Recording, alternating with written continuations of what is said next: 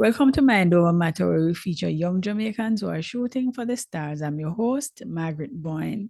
She has brought us laughs as the character Granny on social media and in theaters.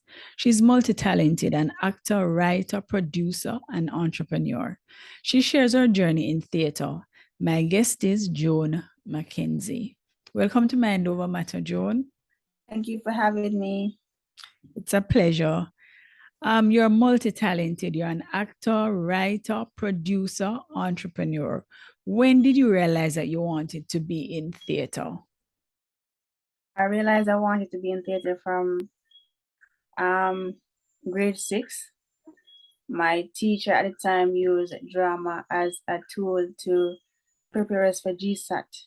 And so I realized that I love drama from that time. Mm-hmm. So were you encouraged by your parents to pursue this? Well, my mom mostly. I was encouraged by my mom. With daddy, no, he didn't really understand certain things. So drama was new to him. But he didn't tell me not to go. But, mama was more of the motivator. Mm-hmm. So were you a child who was funny,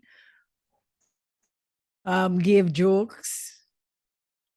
Yeah, yes, I think I was. I think I was not intentionally, but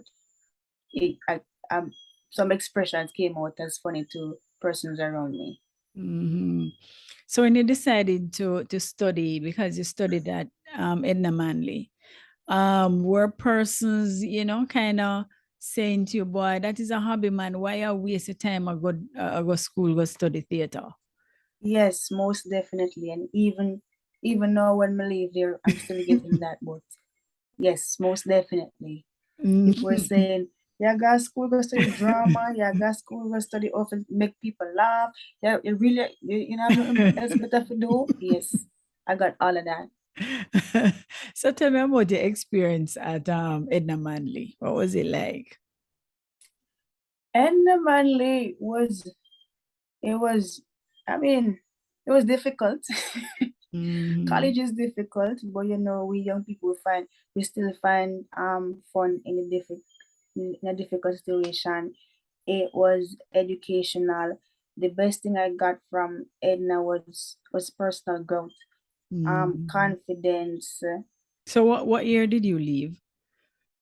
I left last year, 2021. 2021. Okay. So what was your first thing that you did after you left? Because we had a pandemic. So the first thing before I even left, I started teaching at a high school in Ocho-Rios.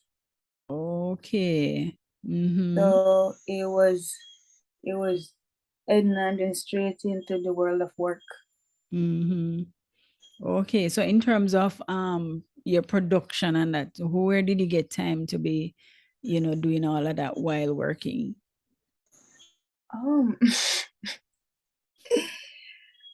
I try to manage that. I try to manage my time as best as possible. So while persons are sleeping, I'm up doing some extra work. Mm-hmm. Yeah. So you're a writer. So tell me now, when was the first time you wrote a play? The first time I wrote a full play was in grade 10. I think that was in like 2014. Mm-hmm. Yeah, I wrote and directed a play, and this was in aid of a trip that I was supposed to go on in high school. We never get to go on a trip, but yeah, that was my first time writing a play. All right. So your first play, what was the response like? It was actually good. It was actually good. My schoolmates came out, the teachers came out, and it was an awesome response. People loved it. And I think that's where my producing and my writing and my directing came from, because I love the experience from that situation.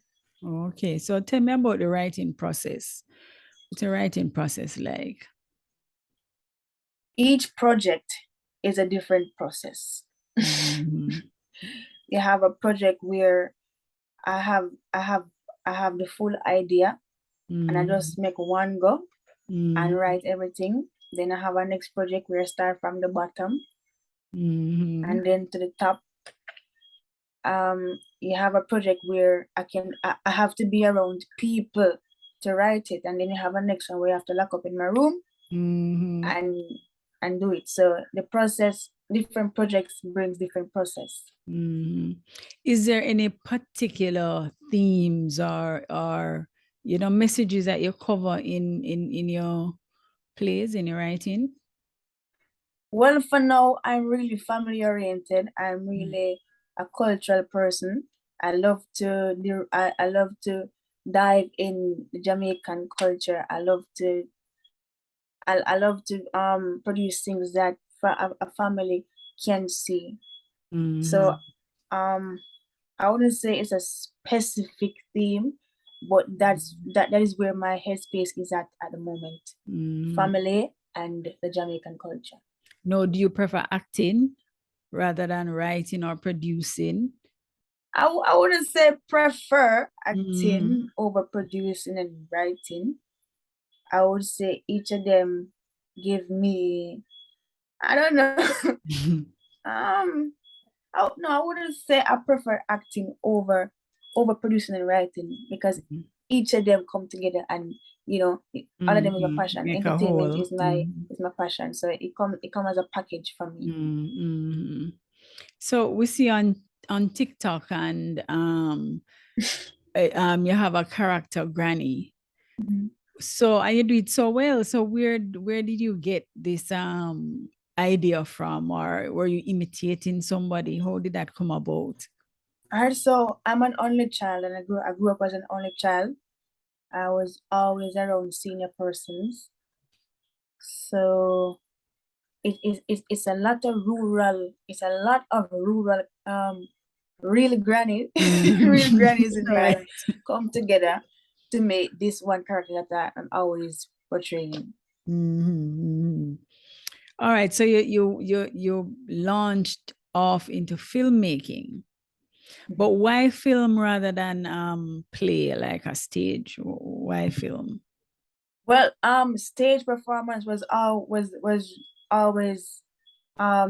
I wanted and what I loved. But in COVID, theater shut down, people couldn't go out. So that is how depression lake so my team and I decided that, hey, let's try to film. And that is how I came into film. Not saying you won't see me on stage, but you will see me on screen and on stage. But filmmaking costs money. It take really for financing. So how you did get around that? Where you get money for all of that? It does take a lot, but my first film, it was on a budget, and I also have a team that is really passionate about what they do. So we all came together and decided that we're gonna contribute what we have. So it wasn't me alone. I never me alone at all. So people came and then give what them can give, and that is how we produced the film. You have some good friends, man. I do. Yes. But how are you able to motivate them? Because if you're not paying them, they might not have the desire to come practice every day and all of that. How are you able to motivate them during that time? For me, I don't really recruit people. I don't really go out and say, hey, I have a production. Do you want to be a part of it? People come to me. Okay. And when they come to me, I let them know that, hey, when I think I can pay you, so if you're doing it for the payment and the hype, and I don't think this is the place for you. So anybody that joins my team, they're doing it for the love and their passion. Of course, my dream is to make JKP everyone's priority, and so they can earn an income doing what they really love. But for now, we are broke. and JKP is your production house? Joan Yeah, McKenzie Joan McKenzie production? Productions. Right. Okay. So when I hear that name doing it reminds me of Tyler Perry because he Ooh, the ooh. acting, the directing, everything, and all under one house. So is he and someone that you look up to, or who is he an influence you in any way? Most definitely. Most definitely. Okay, I can see that. And I hope you'll have all the success that he has so Thank far. you. So you're a young female. How has the journey been? Because you must have encountered a lot of challenges and obstacles being young in a field like this. So what were the challenges and how you overcame them? All right. So the challenges that I've faced, I wouldn't say because I'm a female, but because I'm young. You know, there you rarely see such young persons have, so much goals and so much dreams and want to go for it. So sometimes people might not take me serious. The kind of say, you really, you're so young, well, you want so much, Yeah. such a big thing. So person might not take me serious. The only thing the only challenge I've faced being a young female in the industry, that some big man in the industry might want to offer you a bus Yes. if you give them a Something bus, in return. you know. Yeah. So I might not have gotten that bus, Mhm. So that was the only challenge being a female. But I've learned to you get used to certain things. So when it come my way, I know how to, maneuver it. But what motivates you though? I believe that art has become a therapy for me. I realized that over the years, it what it any situation I've been, any difficult situation I've been, me take up a book and write about it, or me act about it, or something like that. But my biggest motivation was my mom, right? She passed away when I was in second year. And of course, the mother pass, you want to stop, but I kind of chose a different path to use the production as a therapy for me. So whenever I feel a certain way, I kind of put it out in the production and work towards the production, because and that's also something that she wanted. So me actually doing it makes me feel better and motivated about it. So talk about your project, your recent project, Granny Worries. Tell me a little about it, what it's about. As a January is actually started as an improvisation. We were at rehearsal, and the character has always been there from high school, so people know the character, right? My team and I, we were at rehearsal, and Chevan come. We finish rehearsal, and Chevan will come to me and say, "Make me do a little video now," and we just put up the phone and we just start act as granny, and him start act as my son, and we posted it, and people were sharing it and so on. And then him said, "Make we just make a little video and put it on YouTube then, So it became a series on YouTube. We use their phones to edit, we use their phones to do everything, and then people were looking forward to it on every weekend. So we decided that, hey, let us see if we can do it as a bigger project. And we get some really good persons on the team, and we executed it. And I have seen the production too, and I must say that, boy, it is worth seeing. It was very good, and I would encourage anybody who is watching that they should try and see it. So it will be showing October 9th again October in Kingston. 9th. Okay, in Kingston. Right. Yes, man. Go out and see it. So, how do you handle though, Joan? How do you handle criticisms? Because you're out there, you're producing, you have all this thing out there. How do you handle if somebody say, boy, might criticize something, give a bad review or something that you didn't agree with? How do you handle that kind of thing? Well, as an artist and a true artist, you have to know that, hey, not everybody's going to love what you do, and you have to learn to accept that. And criticism helps you to grow. So some things might not make no sense to what what I would say somebody might say something and you probably pick nonsense out of sense out of nonsense, and it helps you to grow. Right? So I've learned over the years to just accept it and know that it comes with the job. Very good. So who are your biggest influences in theater? Well, for sure, Tyler Perry. Internationally and locally, we have Oliver Samuels, Delia Harris, Camille Davis, and a couple more. Right? And a couple more. Yes. But Monsieur did I get big man. Monsieur now I'll add JPS ad with the great Oliver. Yes. Tell me what was that experience like working with, someone like that? It was actually lovely. It was nothing to be nervous about because he was so welcoming. He wasn't like oh, them little people here. He was so welcoming. He was actually happy to see new talents and new faces.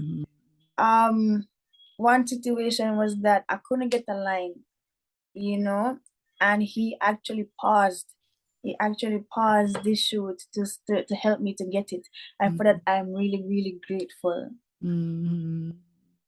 So what are your plans for the future for your, your production company? Plans from a production company, my long-term goal is to have my own cinema, have my own theater, have my own rehearsal space. I want my productions to be all over the world, on screens, on stages, just about everything, backstage, on stage, every part of the theater, every part of the entertainment industry. I want to see JKP. And I'm sure that you're going to attain that, because I can see the determination and the zeal that you have. So you're from Clarendon. You want to heal up anybody down there? Thank anybody who has helped you in your journey so far? Big up my Auntie Faith. My Auntie Faith and my godfather, big them up. Right. That's it? Yeah, most definitely. I'm sure there are going to be some persons who say, wait, oh, Jonah, heal me up. Big up everybody from Clarendon that knows me, respect me, support me, and love me. Yes. That my friend Tajay, big up yourself. So my auntie, my godfather, and Tajay. Yes. Right. All right. So what advice you have to leave for young people? Well, I only live by 3 words nowadays, and that's never lose hope. And hope to me means motivation. So never lose hope means never losing your motivation. Whatever your motivation is, just try not to lose it. Well said, Joan. And it was great talking to you, and I want to wish you all the best on this journey that you have undertaken.